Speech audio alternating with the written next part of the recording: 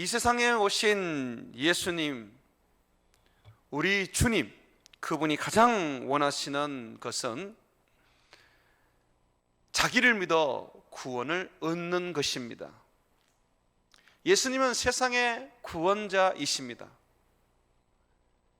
누구든지 예수님을 믿기만 하면 구원을 얻게 되는 것이죠. 이 일을 위하여 교회가 세워졌고 주의 성도들이 이 일을 위하여 이 땅에 남아서 복음을 전하는 것입니다. 멸망으로 가는 세상, 예수 그리스도만이 구원을 얻는 유일한 길입니다.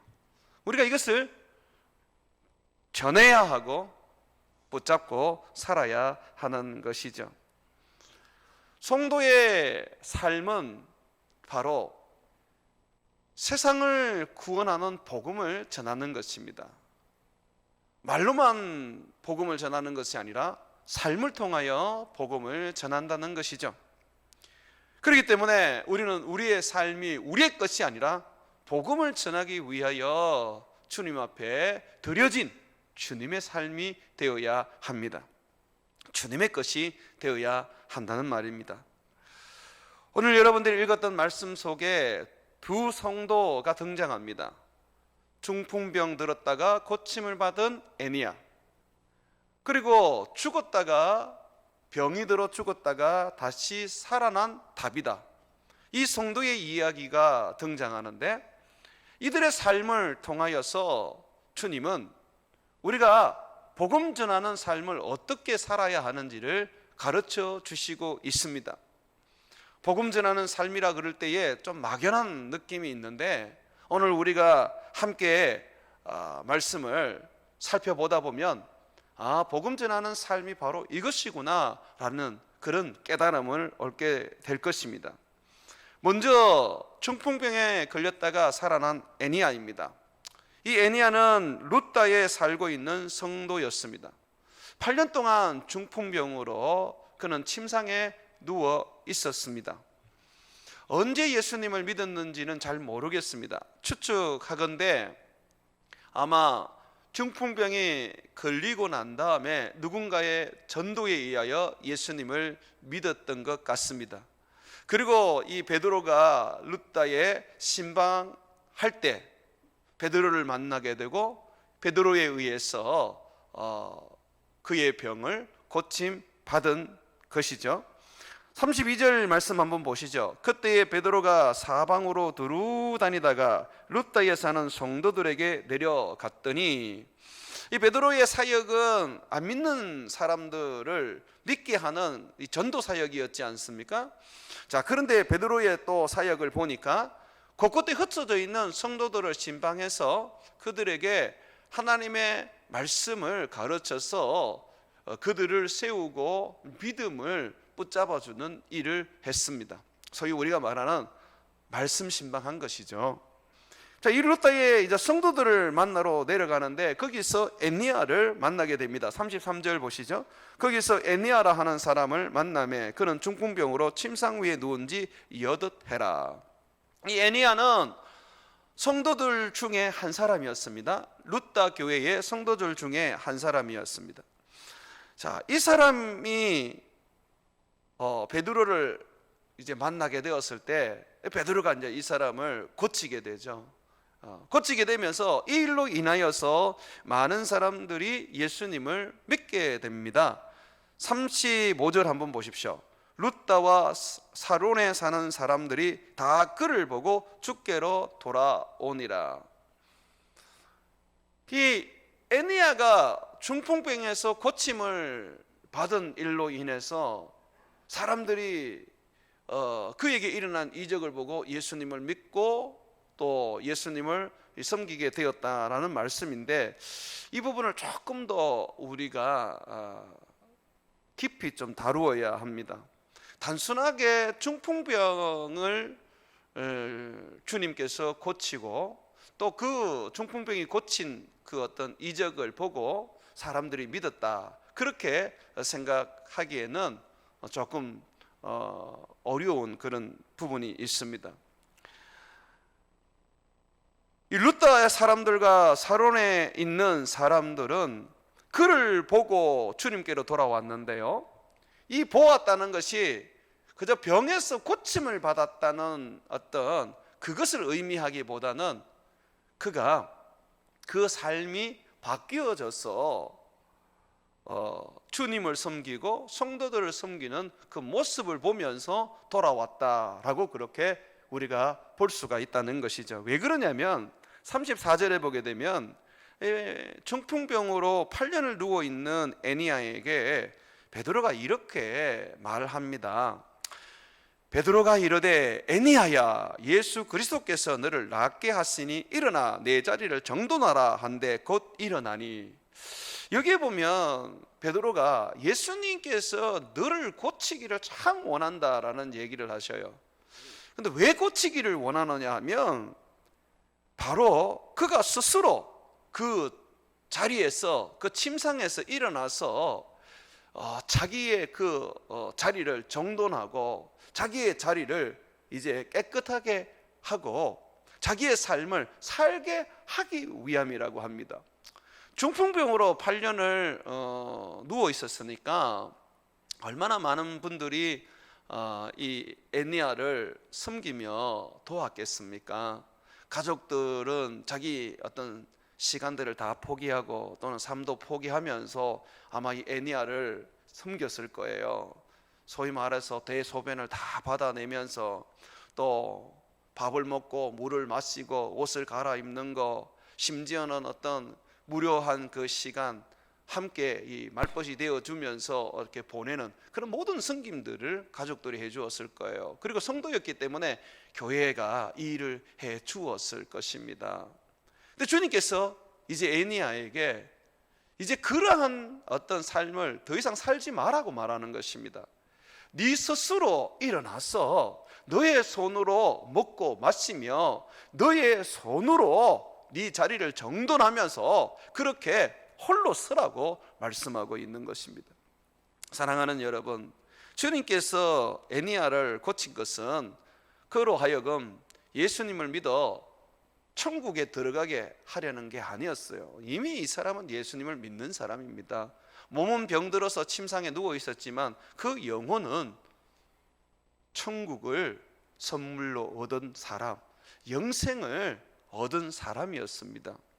그런데 주님께서 이 사람을 고쳐주신 것은 바로 그가 성도들에게, 가족들에게 이 짐이 되지 않고 도리어 스스로 그의 일을 할 뿐만 아니라 가족을 돕고 성도들을 섬기고 교회를 위하여 봉사하는 그런 삶을 살게 하신 것입니다. 이게 우리 주님이 원하는 거예요. 교회 안에는 영적으로도 그렇고 또는 육체적으로도 그렇고 생활면에 있어서도 그렇고 이렇게 애니야처럼 오랫동안 스스로의 힘으로는 뭔가를 할 수 없는 사람들이 많습니다. 몸은 멀쩡하지만은 그 영이 마치 중풍병자가 된 것처럼 거듭났는데도 불구하고 아무것도 하지 못하는 분들이 있습니다. 스스로 기도 못해요, 스스로 예배 못해요, 스스로 성경도 읽지 못해요, 스스로 교회도 못 나와요. 제 어린 시절을 들어보면 제가 그랬던 것 같아요. 제가 초등학교 다닐 때에 저를 교회로 인도해 준 친구가 있었는데요, 그 친구는 한동안 꽤 오랫동안 저를 그 교회에 데려가기 위하여 주일 아침마다 우리 집에 왔던 것 같아요. 어느 때는 제가 밥을 먹고 있으면 바깥에서, 대문 밖에서 저를 부르는 그 친구의 소리가 이게 들립니다. 혁아 교회 가자 그러면서 저를 불러요. 추운 날에도 한참 밖에서 기다리면서 제가 나오기를 기다리죠. 처음 제가 이 어렸을 때 교회를 다닐 때는요, 예수님을 믿을 때는 저 혼자 힘으로는 교회를 가는 게 어려웠던 것 같아요. 주일날 늦게 일어나는 것도 그렇고 또 교회를 간다는 것이 그게 내게 있어서 아주 중요한 일이 아니었기 때문에 TV를 보거나 또는 집에서 쉬거나 그렇게 어떤 시간을 보내려고 그러지 교회를 가지는 제가 않았단 말이죠. 그런데 그 친구가 항상 주일마다 저희 집에 와서 저를 불러내는 거예요. 그래서 그 친구 때문에 계속해서 교회를 이제 가게 되었습니다. 그러다가 어느 날 제가 스스로 이제 교회를 갈 수 있게 되었어요. 그래서 친구에게 더 이상 날 데리러 오지 마라, 내가 직접 교회에 혼자 가겠다. 그러면서 이제 교회 그 대문 앞에서 같이 만나서 교회를 들어가자고 그렇게 말을 했었습니다. 제가 오랫동안 애니아와 같이 침상에 누워 있다가 예수님을 믿는 그 믿음을 가지고 일어난 것이죠. 틀고 일어나서 스스로 내 자리를 정돈하고 혼자서 이제 신앙생활을 하게 된 것이죠. 그래서 그런지 성경에서는 우리의 신앙을 이야기할 때에 사람의 어떤 성장과 똑같은 이야기를 합니다. 말씀으로 태어나고, 그리고 어린아이 어떤 시절의 그 신앙이 있고, 그리고 장성한 그런 어떤 신앙이 있고, 장성한 사람과 같은 그런 신앙이 있다고 말합니다. 이 애니아가 지금 침상에 누워 있는 것은 아마 이제 갓 태어난 어린아이와 같은 그런 어떤 모습일 거예요. 그가 스스로의 어떤 삶을 통하여 주님을 섬기고 성도를 섬기고 이 복음을 전하는 그런 일들을 할 수가 없었을 거예요. 그래서 주님께서는 그를 고쳐주신 것입니다. 스스로 홀로 서게 하시려고. 그로 하여금 주님께서 사람들의 도움을 받지 않고, 가족들과 교회에 그런 어떤 섬김을 받지 않고 스스로 서서 스스로 신앙생활하며, 도리어 애니아가 연약한 사람을 돕고 자기와 같았던 그런 영적으로 마비된 사람, 몸에는 이 병이 든 사람, 누군가의 도움이 필요한 사람을 돕는 그런 일들을 하게 하시려고 주님이 그를 고쳐주신 것입니다. 단순하게 우리가 이 질병에 대해서 얘기할 때에 그저 주님께서 내게 그냥 병 하나 고쳐주시는 그런 어떤 은혜로만 생각하시면 안 돼요. 우리 주님은 병을 고쳐주실 수도 있고 고쳐주지 않으실 수도 있어요. 왜냐하면 병이 때로는 우리의 신앙에 유익이 될 때가 있습니다. 내가 병들면 더욱더 예수님 의지하고 예수님 붙잡고 믿음 안에 살아가게 될 때가 있습니다. 그런데 때로는 병이 나로 하여금 신앙을 더욱더 약화시키고 주님을 멀리하게 되고, 또 이 병이 도리어 영적 게으름을 가지게 할 때가 있습니다. 그래서 주님께서는요, 우리에게 가장 유익되는 것을 해주시는 거예요. 병이 우리의 믿음을 성장시키는 것이라면 병을 주시고요, 또 주님께서 건강히 우리가 주님을 섬기고 주를 위하여 살아가는 데에 유익하다면 건강을 주시는 거죠. 가난도 마찬가지고 부함도 마찬가지입니다. 가난이 우리의 신앙에 유익하면 주님 가난을 주시는 거고, 부함이 우리에게 유익하면 주님은 부함을 주는 거죠. 사람마다 다 달라요. 어떤 사람은 건강이 필요하고 어떤 사람은 병이 필요합니다. 바울 같은 경우에는 병이 필요했어요. 바울은 자기에게 병이 있었는데 그 병이 얼마나 심했는지 사단의 가시라고 말했습니다. 그래서 주님 앞에 마음을 다해서 3번이나 기도하면서 고쳐달라고 했었지요. 근데 주님께서 안 고쳐주셨어요. 그러면서 뭐라 그랬냐면, 바울아, 그 질병은 내가 너에게 준 은혜다라고 하셨어요. 그 질병으로 인해서 너는 도리어 내 복음을 전하는 데에 겸손할 수 있고, 그리고 더욱더 주님만을 의지할 수 있는 그러한 것이 될 수 있다고 말씀하셨어요. 그래서 바울은요, 복음을 전하면서도 그 아픈 몸을 늘 이끌고 살았어요. 애니아는 어떻습니까?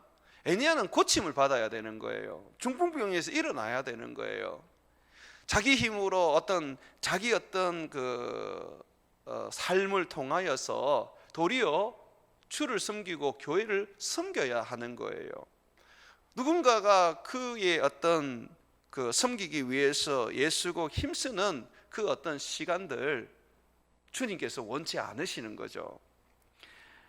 사랑하는 여러분, 여러분들은 어떠세요? 주님께서 바울처럼 병을 주셔서 그 병이 은혜의 도구로 그렇게 되게 하십니까? 아니면 이 애니야처럼 주님께서 고쳐주셔서 자리를 틀고 일어나서 자기 자리를 자기가 정리하고 또 홀로 서서 성도의 도움 없이 그렇게 믿음 안에서 살기를 원하십니까?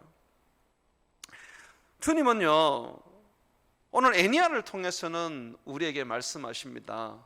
홀로 서라고 말씀하십니다. 스스로의 힘으로 주님을 섬기기를 원합니다. 성도들의 도움만 받고 성도들의 섬김만을 받는 삶에서 이제는 벗어나라고 말씀하고 있습니다. 그런 삶을 우리가 살게 되면 성도들의 도움을 받고 성도들의 어떤 그런 섬김을 받던 그 삶에서 벗어나서 도리어 내가 홀로 서서 살며 성도들을 섬기는 삶을 살게 되면 그 일로 인하여 그리스도의 복음이 인근에 있는 사람들에게 전파됩니다. 35절 보십시오. 룻다와 샤론에 사는 사람들이 다 그를 보고 주께로 돌아오니라 그러지 않습니까? 삶이 바뀌어야 돼요. 삶이. 우리가 가난한 삶을 살면서 하나님께 부함을 달라는 이유가 뭐예요? 물질을 통해서 사람을 섬기고 싶은 거잖아요. 물질을 통해서 우리는 어려운 사람을 돕고 싶은 거잖아요. 우리가 그렇게 삶을 바꾸어 놓으면 세상 사람들이 우리를 보고 예수님을 믿게 된다는 것입니다. 우리가 홀로 서는 것은 불가능한 일이 아닙니다. 늘 어린아이 신앙으로 머물러 있는 거 그거 좋은 신앙이 아닙니다. 왜냐하면 우리를 홀로 서게 하시는 하나님이 우리 안에 계세요. 그 하나님이 누구냐면 성령 하나님이죠. 여러분, 성령 하나님이 여러분 예수님 믿을 때 여러분 안에 와 계시는데 이 성령 하나님이 무슨 일을 하세요? 보혜사 성령이라 그래서 우리를 돕는 자잖아요. 내가 홀로 주님을 섬기고 내가 홀로 일어서서 도리어 어려움을 당하고 도움이 필요한 사람을 섬기도록 돕는 분이시잖아요. 예레미야 31장 34절에 보게 되면요, 성령으로 말미암아 새로운 게 창조된 사람, 성령이 그 안에 계시는 사람은요 이렇게 살 거라고 말해요. 그들은 다시는 각기 이웃과 형제를 가리켜 이르기를 너는 여호와를 알라 하지 아니하리니 이는 작은 자로부터 큰 자까지 다 나를 알기 때문이라. 내가 그들의 악행을 사하고 다시는 그 죄를 기억하지 아니하리라. 여호와의 말씀이니라. 여기 보면 다시는 각기 이웃과 형제를 가르쳐 이르기를 여호와를 알라 여호와를 알라 그렇게 말하지 않는다는 거죠. 왜요? 우리 안에 있는 성령이 하나님을 알게 해주신다는 거죠. 우리 안에 있는 성령이요 또한 하나님을 섬기게 해주신다는 것이죠. 주님은 우리를 홀로 세우기 위하여 성령을 주셨어요. 그거는 지식의 어떤 부분에서만 이게 한정된 것이 아니라 지식과 믿음과 그리고 몸의 행실과 이 땅에 살아가는 모든 삶에 적용되는 것입니다. 성령께서 내 생각만 움직이지 않잖아요. 내 몸도 움직이시고, 그죠? 성령께서는 내 삶의 모든 영역을 그가 도우시는 분이지 않습니까? 그래서 에베소서 4장 28절에 보게 되면 도둑질하는 자가 다시 도둑질하지 말고, 도둑질하다가 예수를 믿었어요? 그러면 다시는 도둑질하지 말고 어떻게 살아야 됩니까? 내 안에 있는 나를 홀로 세우시고 나를 섬기게 하시는 그 성령을 따라서 돌이켜 가난한 자에게 구제할 수 있도록 자기 손으로 수고하여 선한 일을 하는 것입니다. 옛날에는 남의 거 빼앗고 도둑끼고 그렇게 훔치고 했지만 이제는 예수님을 믿고 변화되었기 때문에 도리어 자기 손으로 열심히 일을 해서 노력해서 땀 흘려서 그것으로 얻은 물질을 가지고 사람을 섬기고 가난한 자들을 살펴보는 것이죠. 주님이 이것을 지금 에니야에게 요구하고 계시는 것입니다. 34절 다시 한번 보십시오. 베드로가 이르되 에니야야, 예수 그리스도께서 너를 낫게 하시니, 그죠? 예수님이 낫게 하십니다. 왜요? 다시 보십시오. 일어나 내 자리를 정돈하라. 다른 사람의 도움을 네가 이제는 받을 필요 없다. 네 스스로 해라. 그리고 너는 도리어 도움이 필요한 사람을 도와라. 네가 지금까지 도움 받았던 것처럼 그것이 내가 원하는 삶이다 라는 것이죠. 캥거루 성도라는 말이 있습니다. 예수님 믿고 난 다음에 일평생 성도들의 그 품에서 못 벗어나는 거죠. 자기를 전도하는 사람 품에 못 벗어나고 또 자기를 가르쳤던 목회자의 품에서 못 벗어나고 그리고 교회의 장로님들, 권사님들 품에서 못 벗어나고 그리고 신앙을 물려준 부모님 품에서 못 벗어나는 거예요. 부모님이 아니면 이 교회의 목사가 아니면 또는 교회의 우리 믿음의 그런 분들 아니면 신앙생활이 안 돼요. 지금 우리가 코로나 시대를 맞이하면서 어느 때보다 자기 스스로 신앙생활을 해야 되는 그런 상황이 왔습니다. 이제는 누가 예배드리러 가자고 이제 데리고 올 수도 데려다 주지도 않아요. 교회 나왔을 때에 성도들이 누가 안 온 사람이 있으면 정말 믿음의 이 어떤 앞선 분들이 전화도 하고 그래서 신앙생활 이렇게 해야 된다, 다음 예배 때는 이렇게 해야 된다 이렇게 말합니다. 그런데 지금은 어떻습니까? 그렇게 할 수가 없어요. 예전에는 교회에 누가 왔는지 안 왔는지 예배에 누가 참석했는지 안 참석했는지 알기 때문에 다음 주에는 예배에 참석할 수 있도록 주일날 아침에 전화도 해주고 그렇게 찾아가기도 하고 합니다. 그런데 지금은 그렇게 할 수가 없어요. 전부 다 자기 가정에서 예배를 드리기 때문에. 저는 이 코로나 세대를 통해서 주님이 우리에게 주시는 메시지가 바로 이 에니야에게 주는 메시지와 동일하다고 생각합니다. 일어나 네 자리를 스스로 정돈하고 네가 섬기는 자가 되라. 남을 섬기지 못하더라도 네 신앙 하나는 네가 지켜나가야 되지 않겠니? 언제까지 캥거루 성도로서 남들이 주고 남들이 업어가고 남들이 어떤 돌보는 것만 받을 거냐 라고 주님 우리에게 간접적으로 얘기하시는 것입니다. 이 코로나 세대를 맞이하면서 비대면 예배로 인하여 인터넷으로 우리가 예배를 드리면서 이제 자립하십시오. 스스로 서십시오. 에니야가 자리를 틀고 일어난 것처럼 여러분들도 남의 힘이 아니면 신앙생활을 못하던 그 마비된 삶에서 툭 틀고 일어나십시오. 이제 가정 예배를 다시 드리시고요. 주일날 교회 못 나오더라도 인터넷으로 예배를 드리더라도 마음과 뜻과 정성을 다해서 예배를 드리십시오. 양발도 신고 옷도 깨끗하게 갖추고 머리도 좀 감으시고 얼굴에 화장도 좀 하시면서 교회에 올 때나 교회에 오지 않을 때나 동일하게 여러분들이 예배를 드려 주십시오.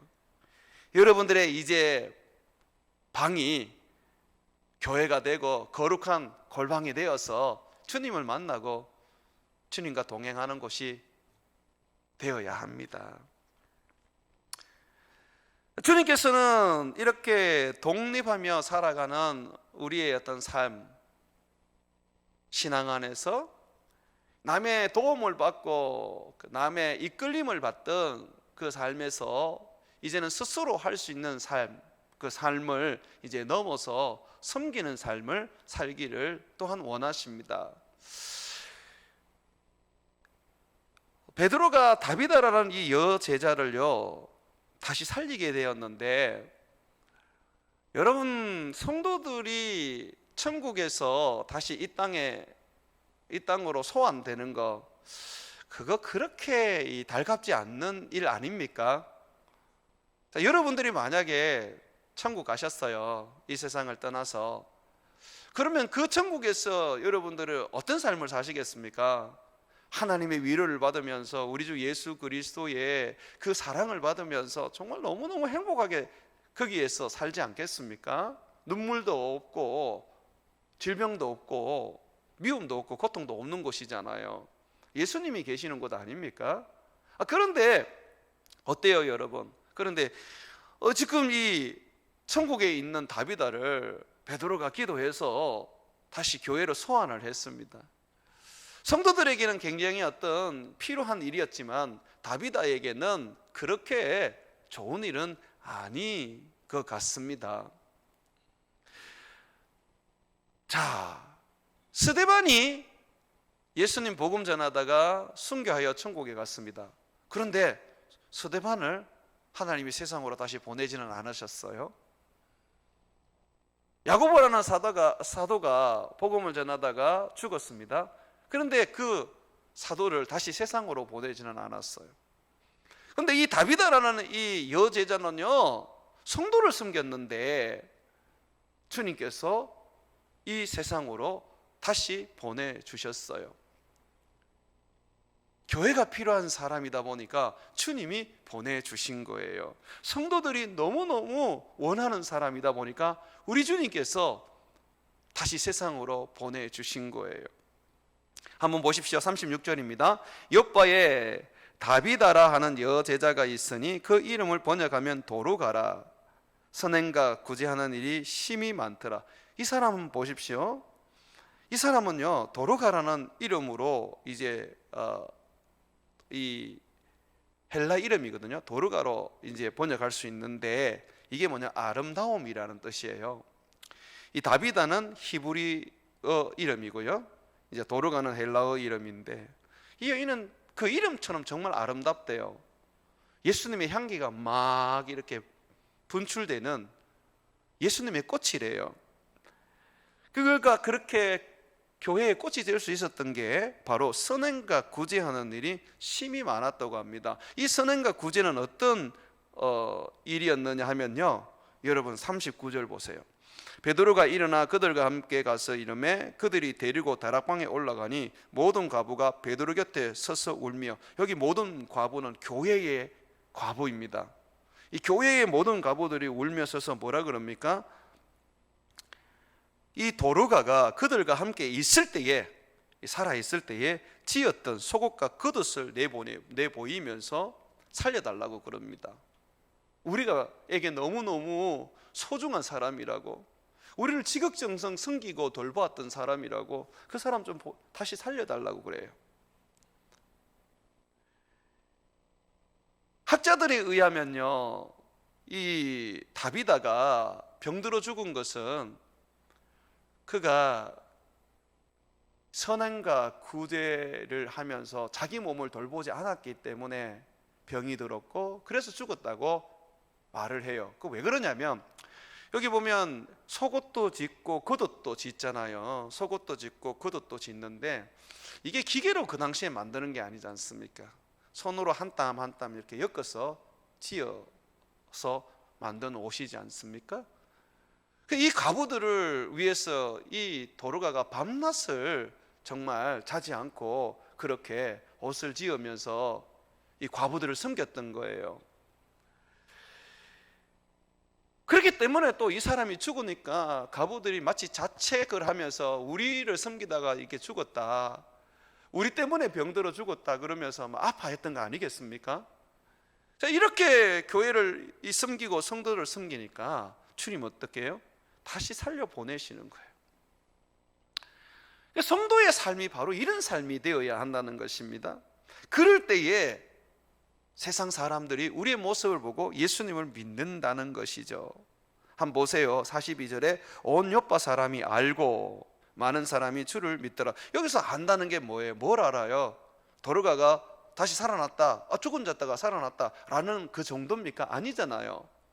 이 요파 교회에 생겼던 그 아름다운 이야기, 다비다라는 한 여자가 정말 온 마음을 다하여 과부들을 섬겼던 그 선행과 구제 이야기, 그러면서 병들어 죽었는데 과부들이 그 도로가를 보내주지 못하고 과부들이 눈물을 흘리면서 그 장례를 못 치르고 다락방에 누워서 베드로를 청해서 그를 살려달라고 그렇게 간청했던 이야기, 이런 이야기들을 들었다는 거예요. 사람들이 들으면서 야, 이 요파 교회 정말 아름답다, 정말 도루가 너무 아름다운 사람이다, 그 이름처럼.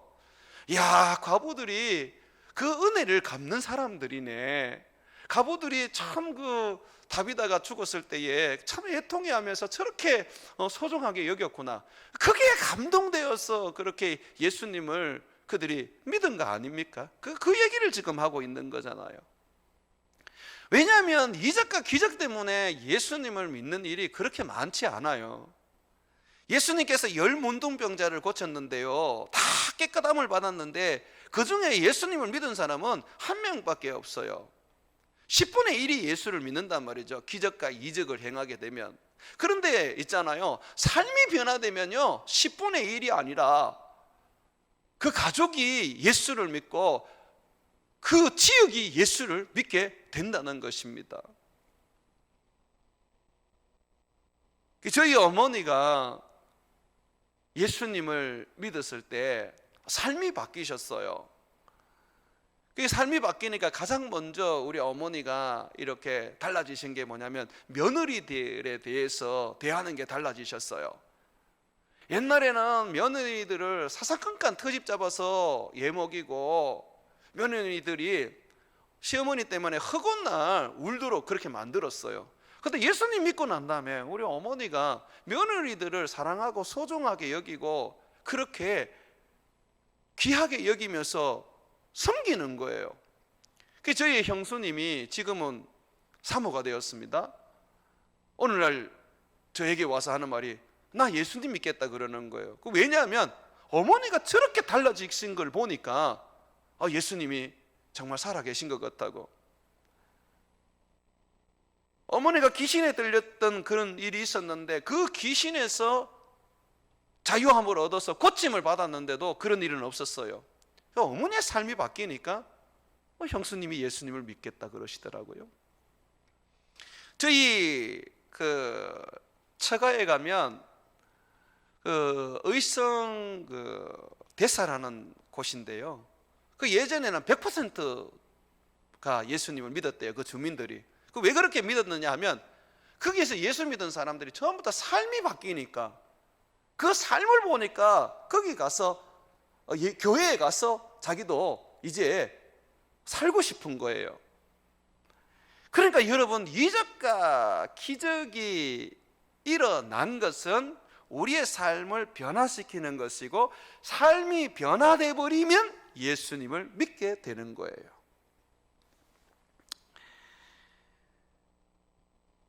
베드로가 과부들의 그 눈물을 보면서 이제 이 다비다를 살려내잖아요. 그런데 어때요? 능력으로 살려냅니까? 아니요, 기도로 살려내요. 40절을 보게 되면 베드로가 사람을 다 보내고 무릎을 꿇고 기도하고 돌이켜 시체를 향하여 이르되 다비다야 일어나라, 그렇게 말합니다. 이 베드로가 어떻게 합니까? 사람들을 다 보내고 그 다락방, 이 다비다의 시체가 있는 그곳에 홀로 남아서 무릎을 꿇고 주님 앞에 간절히 기도를 합니다. 이건 성령의 능력으로 하는 게 아니라 이건 기도로 하는 거거든요. 아버지의 마음을 움직여야 되거든요. 베드로가 어떻게 기도했을까요? 제 생각에는 이렇게 기도했을 것 같아요.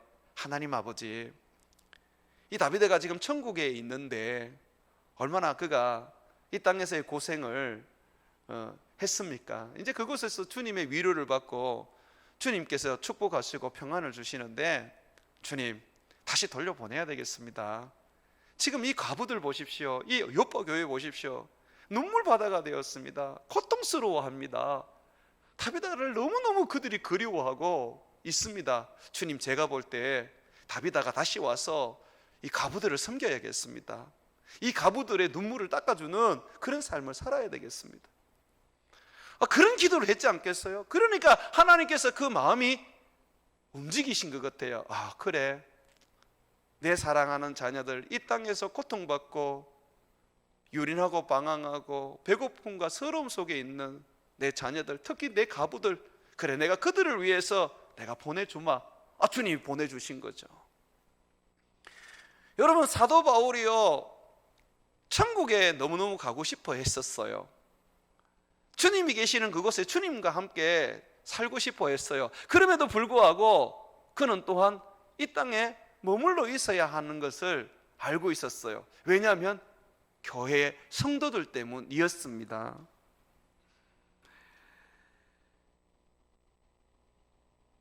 우리가 이 땅에 왜 남아 있습니까? 주님의 복음을 전하는 그 일 때문에 남아 있지 않습니까? 그런데 그 주님의 복음을 전하는 그 일이 입술로만 되는 것이 아니라 우리의 섬기는 삶, 성도들을 사랑하는 삶, 정말 다비다처럼 그렇게 구제하고 선행을 행하기 위해서, 우리 성도들을 행복하게 하기 위해서 우리가 이 땅에 남아있는 거 아니겠습니까? 이 말씀을 한번 성경을 통해서 한번 살펴보기를 원합니다. 빌립보서 1장 한번 펴보세요. 빌립보서 1장을 여러분 펴보시면요, 이 바울이 이 천국에 있어야 할지 안 그러면 이 땅에 있어야 할지 참 그도 되게 고민스럽다는 이야기가 나옵니다. 한번 보시죠. 빌립보서 1장 20절 보시면, 나의 간절한 기대와 소망을 따라 아무 일이든지 부끄러워하지 아니하고 지금도 전과 같이 온전히 담대하여 살든지 죽든지 내 몸에서 그리스도가 존귀하게 되게 하려 하나니. 이 바울은요, 살아도 좋고 죽어도 좋았어요. 그러나 결국은 뭐냐면 그리스도가 존귀하게 자기의 삶에서 나타나는 겁니다. 21절 보게 되면, 이는 내게 사는 것이 그리스도니 죽는 것도 유익함이라. 죽어도 그리스도를 위해서, 살아도 그리스도를 위해요. 그런데 여러분 22절 보십시오. 그러나 만일 육신으로 사는 이것이 내 일의 열매일진데 무엇을 택해야 하는지 나는 알지 못하노라. 내가 이 둘 사이에, 죽을 수도 있고 살 수도 있는 이 둘 사이에 끼어 있는데 차라리 세상을 떠나서 그리스도와 함께 있는 것이 훨씬 더 좋은 일이라. 누구를 위해서? 자기 일을 위해서. 그렇게 하고 싶으나, 여러분 24절 한번 보십시오. 같이 읽습니다. 내가 육신으로 있는 것이 너희를 위하여 더 유익하니라. 왜 우리가 이 땅에 있습니까? 성도를 위해서 있는 거예요. 교회를 위해서 있는 거예요. 그렇지 않습니까, 여러분? 우리가 살아도 주를 위하여, 죽어도 주를 위하여 사는 거 아니에요? 근데 그 주를 위한 게 뭡니까? 성도를 위한 거예요. 성도를 위한 거.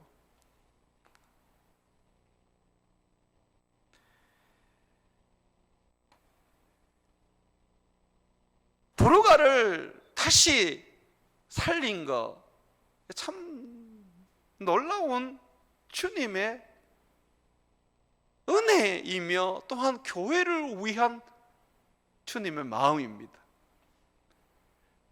교회를 섬길 사람이 필요하다고 하니까 이 사람이 정말 교회를 이렇게 섬겼다고 그렇게 베드로가 기도하고 하니까 주님께서 그래 하시면서 다시 도로 보내주시지 않습니까?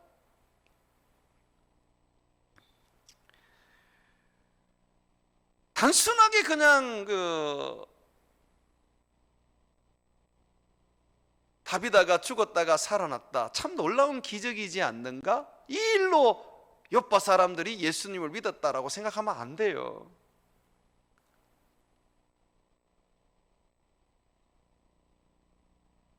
도로가가 다시 살아난 그 일이 그의 선행과 구제, 성도를 섬기는 그 삶으로 말미암아 주어진 것이고, 그 삶을 교회가 필요로 하고 그리워하고 원하고 있다는 것, 그것이 바로 세상의 아름다운 모습으로 비춰서 구원을 얻게 한 것이죠. 여러분, 요즘 정인이 일로 인해서 참 교회가 또 예수 믿는 분들이 참 힘에 겹습니다. 그 정인이를 입양한 그 양부모가 전부 다 목사님들의 자녀들이고 또 학교도 한동대를 나온 그런 기독교 엘리트들입니다. 근데 아이를 학대해서 결국 그 아이가 죽게 되었단 말이죠. 참 가슴이 아픕니다. 그런데 그런 일만 있는 게 아니고요. 여러분, 인간극장에 박대원 목사 부부가 나온 게 있습니다. 박대원, 서지행 목사 부부인데요. 그 두 분이 아이를 입양을 했어요. 근데 그 두 아이를 입양했는데 얼마나 정성을 다하여서 이 아이를 섬기고 사랑하면서 키우는지 사람들이 칭찬이 자자합니다. 그리고 첫 아이를 입양을 하면서 이 뭐라 그럴까요? 이 아이들을 입양 보내는 그런 어떤 아기를 낳은 엄마들, 이 엄마들, 아이를 키울 수 없는 그 엄마들, 미혼모들 말입니다. 아, 내가 이분들을 섬겨야 되겠다 하면서 러브 더 월드라는 이 선교 단체를 만들어서 이제 열심히 그 미혼모를 이제 섬기는 거예요. 아이를 놓을 수 있도록 도와주고, 아이를 놓아서 기르겠다면 기를 수 있도록 도와주고, 못 기르면 입양하도록 도와주고. 그래서 이 박대호 목사님 그 집에는 방이 한 4개 정도 된대요. 왜냐하면 자기들이 서는 방 외에 항상 미혼모를 데리고 살아서 그 미혼모들이 아기를 놓을 때까지 또는 아기를 키울 때까지 이렇게 그 방을 제공을 해주는 거죠. 여러분, 이 박대원 목사는 제가 잘 아는 제 후배입니다. 누구보다도 제가 귀하게 여기고 존경하는 친구인데요. 그분의 삶, 그분의 가정을 내가 잘 알아요. 그분도 목사님의 아들인데 가난한 분입니다. 그렇게 돈이 있는 분이 아니에요. 그런데 그분이요, 정말 빚을 내어서 그렇게 미혼모들을 섬기고 있는 거예요. 그러다 보니까 지금 여러 언론에서 막 그 박대원 목사 부부를 계속해서 이렇게 소개를 해주는 거죠. 정인이 부모는 진짜 우리들에게 참 너무 무거운 그런 어떤 것을 주지만 이 박대원 목사 부부는 우리들에게 세상을 향하여 고개를 들게 만들지 않습니까? 그게 뭐가 문제입니까? 이분들이 예수님을 안 믿습니까? 같이? 가정이 기독교 가정 아닙니까? 기독교 신앙을 교육을 안 받은 겁니까? 아니잖아요. 뭐가 달라요? 삶이 다른 거예요. 삶이. 우리가 세상에 지금 보여주어야 하고 드러내어야 하는 것이 바로 삶입니다. 삶. 빛과 소금의 삶을 우리는 비추어 줘야 하는 것이죠.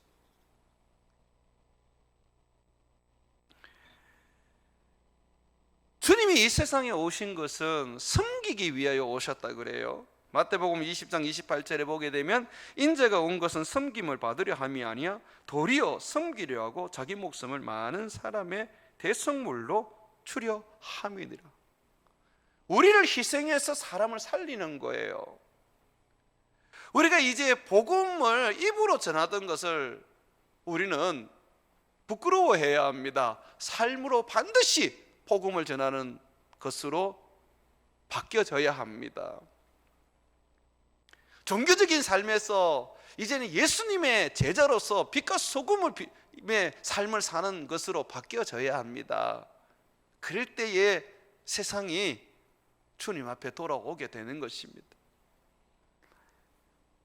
애니야를 통해서 룻다와 사론에 있는 사람들이 돌아온 것처럼 애니야의 그 변화된 삶 때문에 말입니다. 그리고 다비다의 그 삶과 그리고 그 교회의 아름다운 그 이야기 때문에 롯바의 사람들이 예수님을 믿게 된 것처럼 말입니다.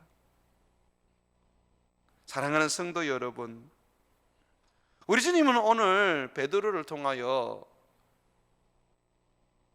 두 성도를 고치시고 살리신 이야기를 하셨습니다. 그리고 그들이 고침받고 다시 살아났을 때에 그 변화된 삶, 또 그들이 살았던 그 아름다운 삶을 통하여서 많은 사람들이 예수님께 돌아온 것을 소개하고 있습니다.